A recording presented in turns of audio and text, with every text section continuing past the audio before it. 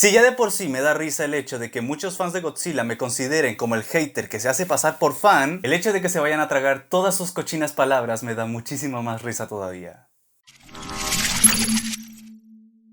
Hola cabros, ¿cómo les va? Les habla su amigo Crash Willy y en esta ocasión vamos a hablar de Godzilla vs Kong, la cuarta película en este universo cinematográfico de monstruos gigantes conocido como el Monsterverse y el segundo enfrentamiento entre estos dos titanes. Una película de la cual muchos estábamos demasiado pendientes por cómo iba a ser el resultado final, ya que últimamente, a pesar de que el Monsterverse resultó ser mucho más aceptado por el público de lo que uno estaba esperando, de todas formas siempre había muchos problemas metidos por aquí y por allá que hacía que la experiencia no fuera llenadora, no fuera completa y nos dejaran a todos con leves insatisfacciones. Pasó con Godzilla del 2014, con Kong Skull Island y definitivamente pasó con Godzilla 2. Y el resultado fue muchísimo mejor de lo que esperaba. ¿Podemos de una vez dejar de fingir que Godzilla 2 es la mejor película del Monsterverse, por favor? Porque esta tiene más sentido de que sea considerada como tal. Personalmente, sigo considerando la Godzilla del 2014 como mi favorita del Monsterverse. Y para los que se preguntan, sí, soy Team Godzilla. Team Godzilla por siempre, carajo. Pero eso no quiere decir de que Godzilla vs Kong no sea una buena película, y que de hecho es la única que cumple lo que promete y se entrega directamente a lo que en realidad es. Y todo esto lo voy a decir con muchos spoilers, porque es la única forma que tengo para decirlo, así que si no has visto la película, ve a verla. Créeme que sí vale la pena. Primero que nada, me quiero disculpar públicamente ante el director Adam Wingard. Vean este video y van a ver cómo es que del 2017 estoy desconfiando de sus capacidades. La única película buena que he visto de su filmografía fue VHS 2 y El Huésped, pero después me topé con su refrito mal hecho de La Bruja de Blair y con su pésima adaptación de Death Note de Netflix. Y después de haber visto el trato que le dieron a Godzilla 2, sí, tenía buenas razones para no estar emocionado. Y resulta de que el tipo entendió muchísimo mejor las películas de kaijus que todos los directores de este Monsterverse. Tal vez no hizo la mejor película, pero sí dio el mejor espectáculo. Aquí sí que sentía un verdadero fan que entiende el género, dándole un espectáculo al público, a los críticos y sobre todo a los fans sin llegar a manipular. Ya que conoce perfectamente lo que la audiencia quiere ver en estas películas, le da a los fans lo que quieren, pero además también le da a la película lo que más necesita. En este caso, una película llena de acción, llena de destrucción, dándonos una experiencia divertida y sana a la vez, aplastando todo lo que ya veníamos criticando de las anteriores películas y manejando la situación evitando problemas que muchos de nosotros ya no veíamos venir. Por ejemplo, a mí me encantó muchísimo cómo se terminó ejecutando el concepto de la tierra hueca. Es un concepto que yo pensé que se iba a dejar por ahí de paso, porque lo mencionaban y lo mencionaban, pero casi no tenía peso en la trama. Aquí se meten de lleno con eso y genuinamente me sorprendieron. Que las leyes de la física de nuestro mundo funcionen de maneras distintas ahí, que existan minerales que los humanos requieran para su propio beneficio y que sobre todo nos da la posibilidad de darnos excelentes secuelas y además un posible continuamiento lógico para este Monsterverse. Pero el ejemplo más famoso son los de los humanos. Esta película por fin les dio uno de los buenos tratos a estos personajes humanos, ya que en todas estas películas sin falta nos han querido dar personajes vacíos con tramas clichés y vacías para poder rellenar toda una película, haciendo el máximo tiempo posible para que al final exploten la pelea de los monstruos gigantes que tanto veníamos a ver. Y en esta película seguimos teniendo a los mismos personajes vacíos, pero aquí se utilizan bien. En ningún momento vamos a ver una trama de una familia que trata de superar la muerte de su hijo más pequeño, mientras que ellos tienen problemas de una familia disfuncional, de que la hija no les habla y que el padre siempre está ausente, mientras que allá en el fondo pelea a los monstruos gigantes como un pensamiento secundario. Para muchos tal vez podría ser un problema de que los personajes sean así de simples, pero a mí en general no me molestó. De hecho, siento que fue un muy buen acierto porque nos dicen qué es lo que va a hacer en esta historia y fungen hasta donde tienen que fungir, ni más ni menos.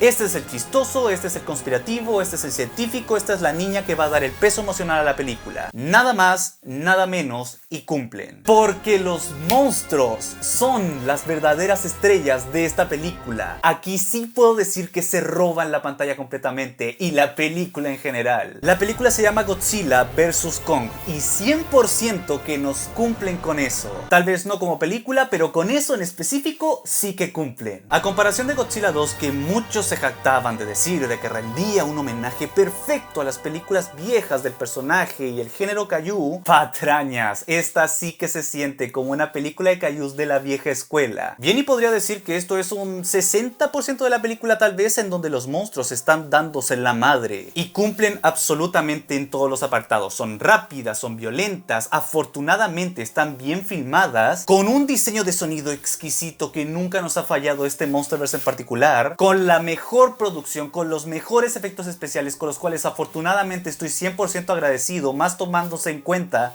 de que este es un género que empezó teniendo un muy bajísimo presupuesto y que poco menos no tenía nada de distribución. La cinematografía, como les digo, las peleas en este caso sí que están bien filmadas, pero aparte están filmadas de manera hermosa. Me recordó muchísimo a lo que intentaron hacer con Godzilla del 2014, pero aquí se ven, no se ven oscuras. Tienen muchísimos colores, tienen tomas interesantes y a la vez se ven hermosas. Pero lo mejor de todo es que nunca va a haber un momento en donde uno de los dos se contenga para poder darle el espacio al otro. Es más, espero que todos los versus de allá afuera aprendan de esta película. Refiriéndome a Batman v Superman, a Alien vs Depredador, a Freddy vs Jason, aprendan de esta película porque aquí tenemos un ganador. Este va a ser el único spoiler que no voy a revelar porque creo que sí sería un pecado. Pero así es como se hace un versus, sin acobardarse. Todo el mundo me decía de que no podía matar a un monstruo porque imagínate la controversia que se generaría si matan a Godzilla o a Kong. Uno es un símbolo de Japón y el otro es un símbolo de Estados Unidos. Imagínate lo que pasa si nos dan un ganador, se va a generar una controversia. ¿Dónde está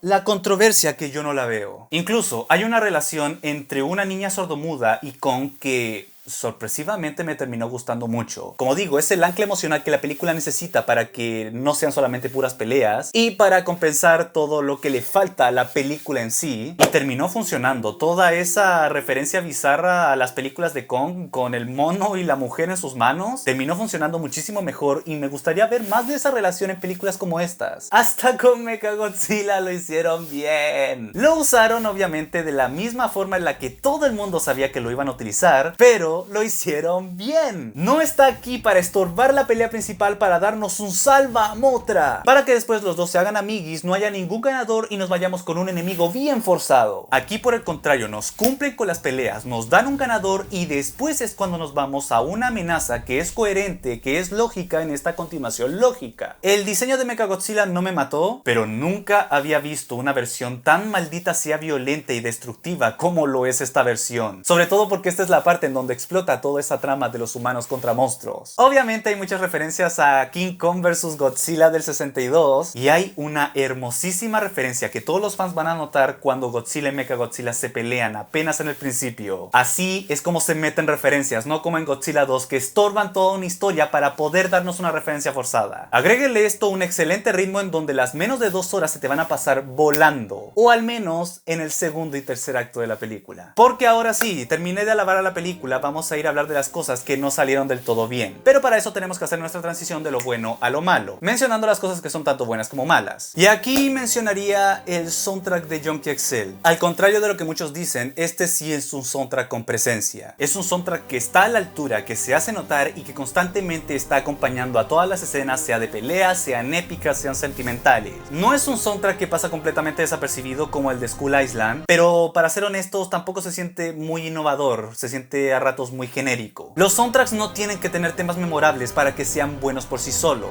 pero incluso la versión de Godzilla del 2014 tenía un soundtrack que constantemente estaba haciendo presencia y que más de una pieza se nos hizo memorable. Es algo bueno y malo dependiendo de tu punto de vista, por eso lo catalogo como algo que es bueno y malo a la vez. Y ya, para entrar a las cosas que son malas, vamos a ir destruyendo un poco las cosas que acabo de decir. Lo que más me llamó la atención de la gente que ya había visto la película, a las cuales les agradezco porque ninguna me hizo un spoiler, me decían que la película sí cumplía lo que prometía, pero se sentían como inconformes. Yo terminé de ver la película y no sabía de qué coño estaban hablando, y menos mal que me di un buen tiempo para pensarlo porque ahora creo que sí los entiendo. Yo siento que el mayor problema que tiene esta película no son los personajes que sean vacíos, más bien creo yo que es la película que tiene una obsesión por simplificar mucho las cosas. A mí personalmente no me molestó del todo, de hecho me gustó muchísimo de que la película se comportara como una película de Kaijus viejita, una película divertida, repleta de acción y diversión que cumpla lo que vino a hacer en el mundo sin ningún tipo de pretensión. La cosa es que eso estaría muy bien si no estuviésemos hablando de esta película en específico, más tomando en cuenta de que este universo comenzó con Godzilla del 2014, una película de Kaijus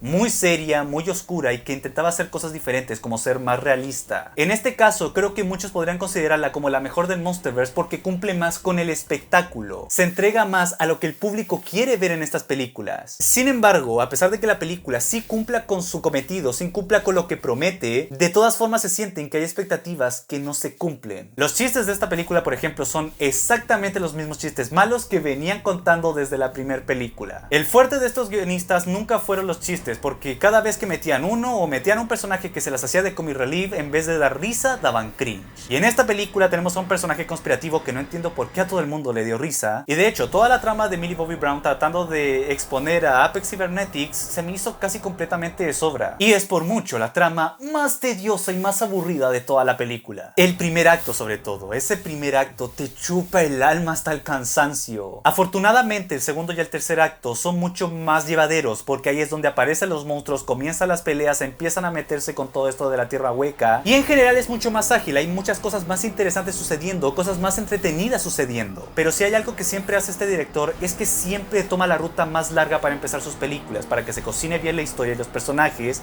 para que al final revienten de manera positiva. El problema con Godzilla vs. Kong es que como tenemos a los mismos personajes vacíos de toda la vida que nos acompañaron por todo este Monsterverse, no hay nada interesante sucediendo. Son personajes muy poco convincentes, muy vacíos y cada uno tiene la misma historia poco convencional y cliché. De hecho, cuando lo vi me asusté muchísimo porque pensé que iban a replicar otra vez el mismo problema que viene desde hace 60 años más o menos. Afortunadamente solamente se queda en el primer acto, pero como digo, no evita de que esto se sienta súper tedioso, súper lento y súper aburrido. La película siento yo de que es demasiado sencilla, tanto para bien como para mal. Llega el punto en donde se siente de que esta película bien y pudo haber existido si no hubiésemos tenido un universo cinematográfico detrás. De hecho, se siente como que todo el universo que venían construyendo fue al final en vano. Tal vez no tenga el realismo que sí tenía la primera película de Godzilla y se terminó convirtiendo en una película más palomitera y que destruya más las leyes de la física. Pero aún así, toda la historia que venían construyendo detrás, toda la historia de los titanes y de los humanos intentando convivir con ellos, aquí se siente muy aplastada, casi como un pensamiento de sobra. De hecho, hasta se sienten muchos saltos temporales con respecto a las anteriores películas. Todos los monstruos que se habían despertado en Godzilla 2 al final terminan siendo derrotados con la explicación más rápida, más fácil y sin gracia de toda la historia. Ni siquiera está en la misma película, está en el inicio. Todo ese conflicto entre los humanos aceptando a los monstruos y que la fuerza dominante ya ni siquiera se toca. Lo mismo con las historias de los monstruos, aquí ni siquiera se toca, o más bien lo tocan, pero como algo muy suave. La razón por la que Godzilla y Kong se enfrentan es casi por pura tradición. No se siente algo así como que Godzilla mató a los padres de Kong y que por eso está buscando venganza. No, se siente como algo que han hecho toda la vida y que esta generación pues ya le tocaba. Las razones por las que Mechagodzilla hace todo lo que hace al final de la película se sienten muy simples, hasta el punto en donde se sienten forzadas y muy apresuradas. Hay cosas en su mayoría que se simplifican para bien, como por ejemplo el de los humanos que fungen hasta donde tienen que fungir. Pero por ejemplo, cosas como la mitología de los monstruos que venía creciendo y creciendo con cada película para que aquí apenas si se toque, hace sentir a esto como un evento de pura acción y que no se sienta que hay un peso emocional, como que hay un sentimiento de peligro. De hecho, la película se esfuerza muchísimo para hacerte sentir de que todo el mundo está pendiendo de un hilo, pero solamente lo dicen, en ningún momento se demuestra más que con las puras peleas. Como digo, es una película que cumple lo que promete y a mí personalmente me dejó muy satisfecho, pero por otra parte siento de que como película se queda casi completamente a medias. Es una película que a mí me gustó y que creo que estoy aceptando un poco más que todos los demás, pero definitivamente esta no es la mejor película del Monsterverse. Cumple más que todas las demás, pero como película definitivamente no es la mejor. Así que ya, resumiendo, lo que les puedo decir es lo siguiente. Es una película que me sorprendió, que me cerró la boca y que definitivamente no fue lo que yo esperaba. De hecho, fue mucho más. Es la única película del Monsterverse que se entrega lo que siempre han requerido, lo que la gente estaba esperando de ellas y nos cumple con el enfrentamiento entre Godzilla contra Kong.